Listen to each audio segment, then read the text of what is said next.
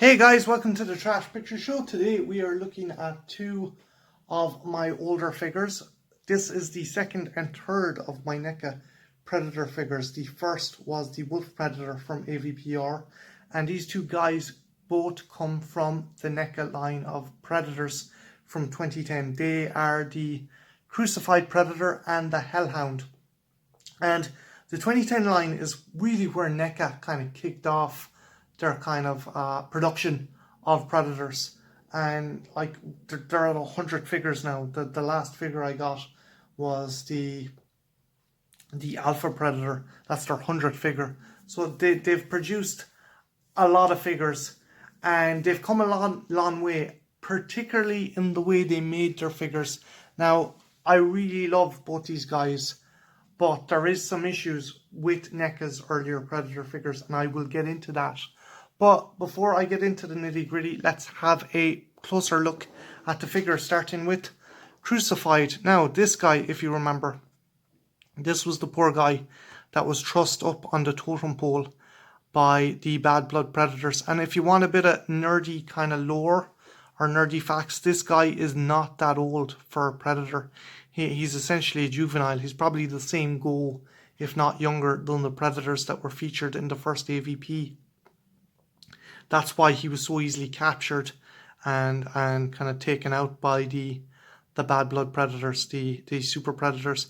This design is awesome. Greg Nicotero took the original kind of template and design of the first Predator and worked in a more kind of battle-damaged, battle-scarred look for the movie. Keep in mind, Greg Nicotero worked with Stan Winston. After Boss Studios screwed the pooch, Stan Winston took over and they came up with the concept of the Rastafarian warrior, and this is what we got. And again, this is a nice kind of throwback to the original Predator, but Nicotero kind of added this battle damage, and NECA have done a fantastic job replicating that. As you can see there, the scratches on the helmet and the damage to the blood. The thing I love the most about it, and hopefully it will pick it up, is his eye. You can even see his eye peeking out from the helmet there. Just trying to see if the camera will peek it up in some way. Peek it up. Pick it up in some way. Yeah, see, you can see his eye is peeking out there. That's what I love about this figure.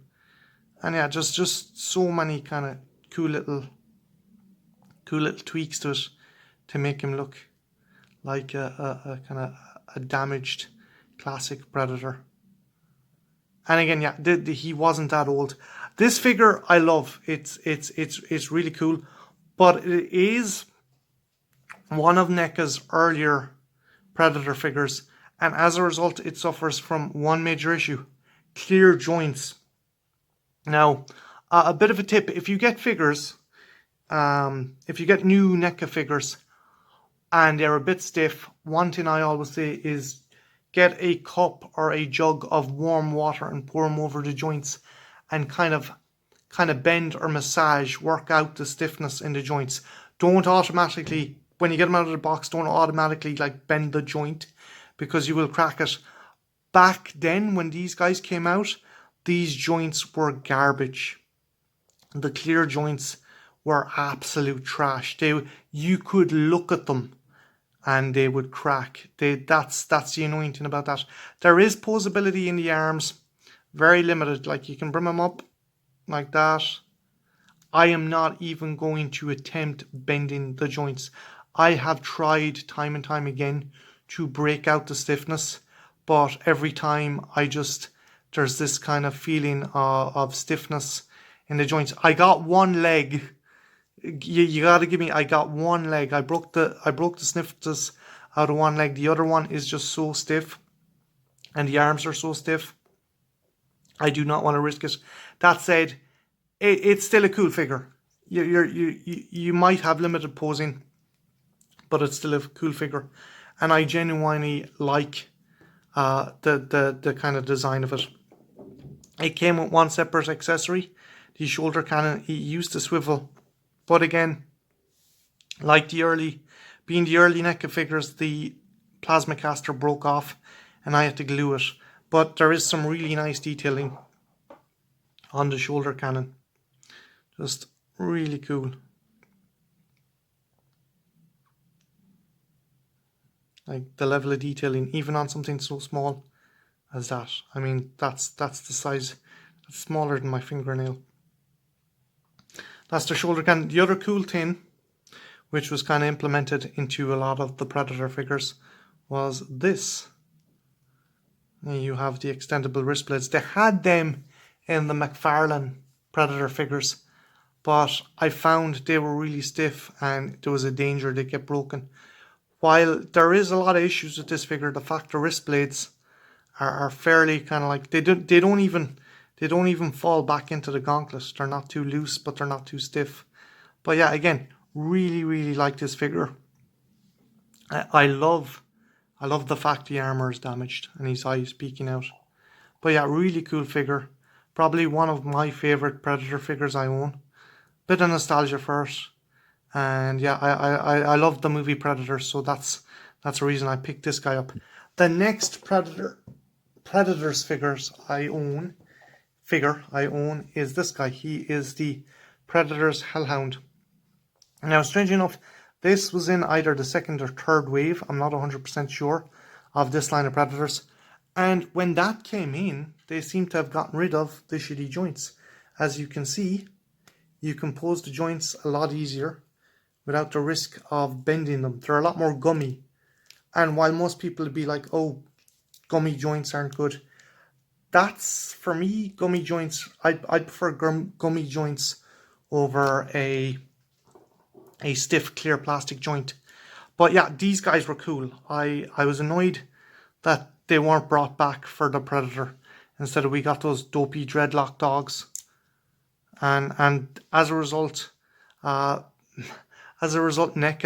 these guys did not sell that well. So as a result, NECA never produced the dreadlock Predator hybrid hounds from the Predator. But these guys are cool. I don't get why these didn't do as well as they should have. But there's really nice sculpting. There is a theory that these guys are a creature featured in the PlayStation AVP RTS. I think they're called Kittrick. I'm not 100% sure. But yeah. Again, really like this guy. Really nice detailing. Good posability on the legs. Again, I think NECA had changed the factory where they had produced their prior figures. And that's why this guy is so good. Just really awesome level of detail. I like the quills. And the thing is, these guys are really hard to get now. I am really lucky I got this guy when I did. Again, I think NECA should maybe make an ultimate edition of this guy, or even an ultimate edition of the Tracker, and pack him with two of these guys, because they would fucking sell like hotcakes. I could see him selling fantastically.